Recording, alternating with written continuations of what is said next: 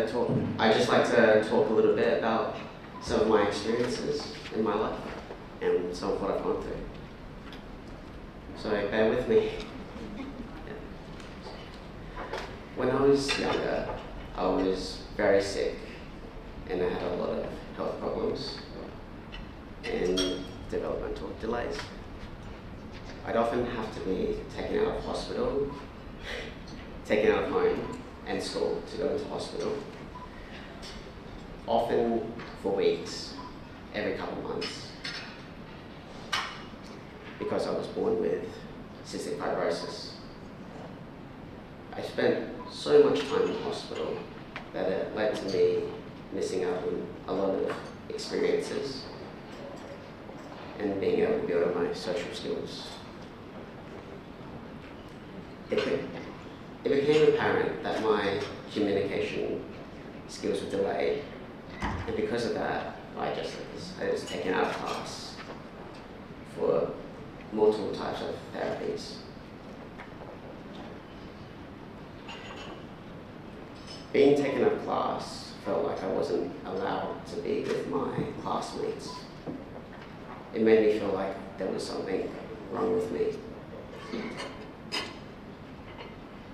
It felt like I wasn't allowed to be part of the group or part of the community. It made me feel more different than I already was.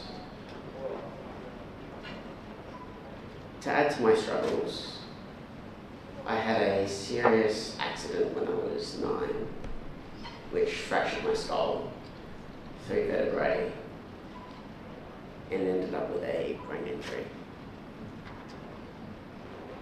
For the months after, I had even more therapy.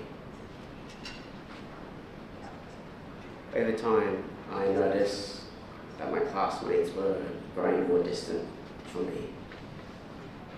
I didn't understand why I was being taken out of class when I had already missed so much school because from hospital appointments and admissions. But I got frustrated and I didn't know how to communicate how I was feeling. It felt pretty ironic that I was taken out of class to learn more ways to socialize and communicate, but I couldn't even communicate how I was feeling. But as I got older, I eventually learned to communicate better. But at the same time, I also learned how to close myself off more and talk less.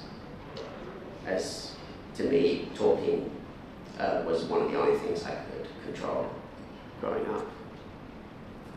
So I started talking less and saying less. When I finally hit year 11, I couldn't really communicate with anyone around me.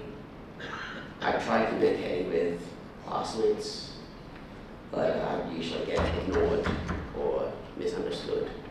And I would try to talk to teachers soon, but they would try to give me support in areas that I wouldn't need. Well, they wouldn't listen to what I was trying to tell them. Eventually, going to school became so exhausting that I just had to stop worrying for my own mental health. After isolating myself for a couple of years, partially for my own mental health, partially because of COVID, I eventually found what strength I had to tell my family that I didn't want this anymore. I didn't want to be alone. I wanted to do something. I wanted to learn. I wanted to progress. I wanted to be myself. After giving different things a go, I found a type of school called Youth Inc., which is like a secondary school for young adults. It helped me in a lot of ways, but I started just going there just to give it a go to see if it was a good fit for me. Even though half the time I was so exhausted from my health that I would either end up sleeping in class or just coughing coughing a bunch and not being able to do too much work, exactly. But eventually I joined one of the programs, an outdoor-based program, which is where I met the program leader, Ben Truman. The first excursion was about kayaking. It was a multi-day trip. And Ben was concerned about how my health was progressing.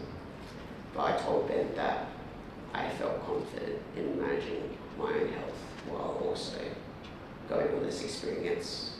And he listened to me and trusted me. And that meant a lot to me, to be heard. During the trip I was exhausted, but I had an incredible blast. And it was the first time I felt like I could have fun without feeling like I was obligated or supervised to have fun. I remember saying on the way back to the group that it was the healthiest I've felt in a long time. Ironically, a few days later, I ended up in the hospital to get my appendix removed. Yeah. So that was fun. But yeah. But for the months after that, I progressed in my illness, and I was getting worse. And then eventually, a new medication came out called Trikafta, which it did change my life, and it made me a lot healthier. I felt like I could actually breathe without coughing every 5 minutes. And I noticed that I would feel less tired and I was able to think clearer. And it made me feel like I was almost normal from a health sense.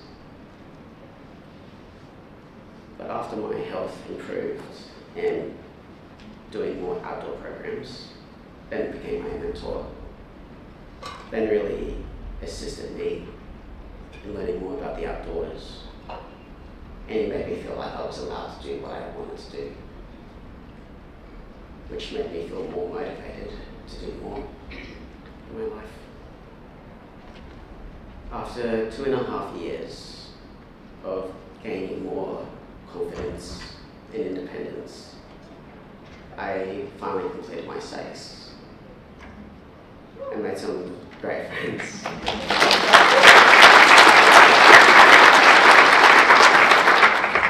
Yeah. I made some great friends, and I made an amazing girlfriend of 2 years now.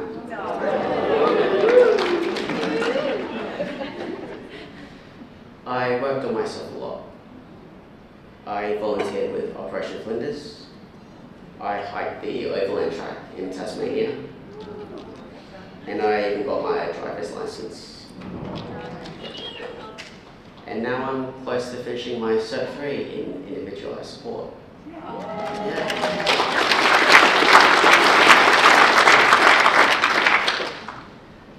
I've gotten many different types of support in the past 3 years, but I've chosen to do everything at my own pace, in my own way.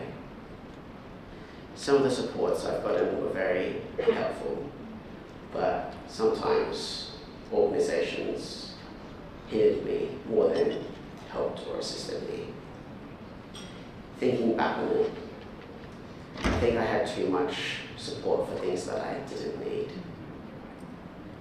I want organizations to really listen to their clients.